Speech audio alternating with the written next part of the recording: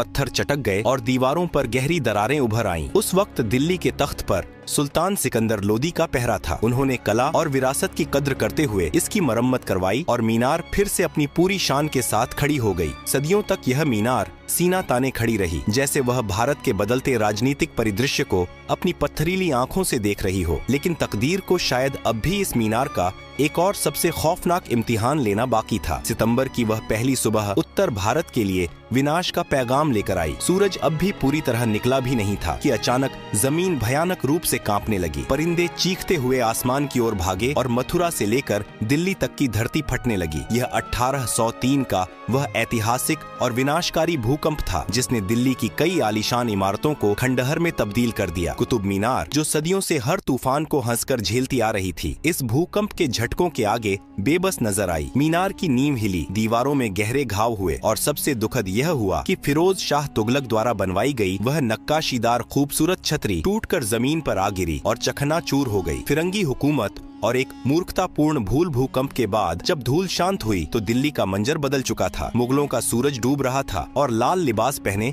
अंग्रेज अधिकारी घुड्डों पर सवार होकर सत्ता के केंद्र में आ चुके थे। जब विदेशी हुकूमत ने इस जर्जर और टूटी हुई मीनार को देखा तो उन्होंने इसे अपनी प्रतिष्ठा से जोड़ लिया।